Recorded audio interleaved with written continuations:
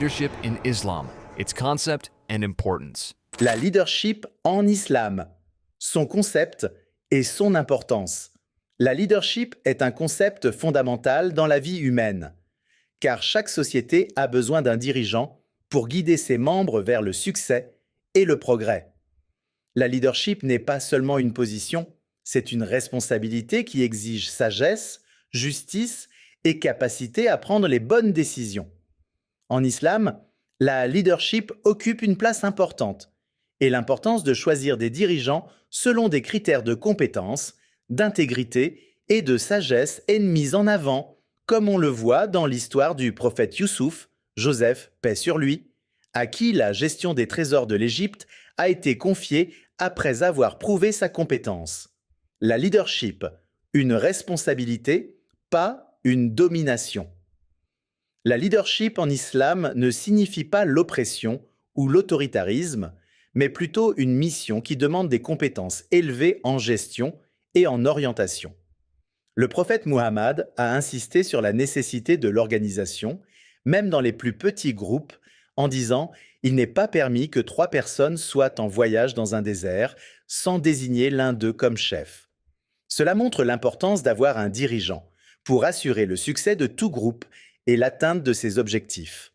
Modèle de leadership dans le Coran. Le Coran présente plusieurs modèles de leadership réussis, parmi lesquels Dhul-Qarnayn, un dirigeant fort et juste qui a utilisé ses capacités pour protéger les gens et établir la justice.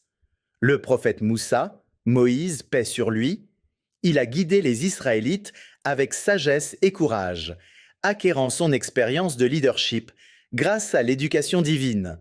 Le prophète Youssouf, Joseph, paix sur lui, il a démontré un modèle unique de leadership économique et sa gestion avisée a permis à l'Égypte d'éviter une famine dévastatrice. Critères pour choisir un dirigeant en islam.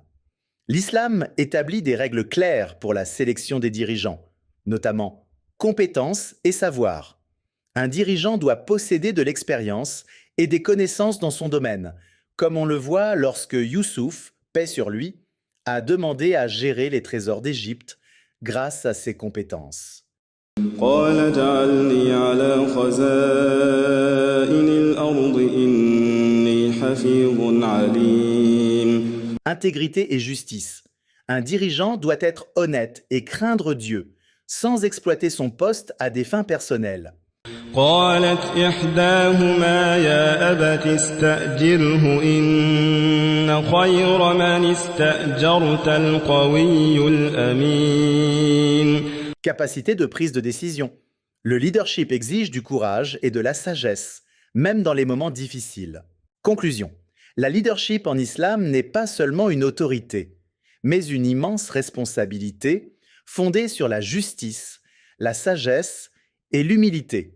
Le Coran et la Sunna nous fournissent des modèles de leadership réussis à suivre. Si les musulmans respectent ces principes, ils auront des dirigeants capables de bâtir une société forte et prospère. Sommes-nous prêts à former des leaders qui portent véritablement l'héritage de la responsabilité et de la confiance?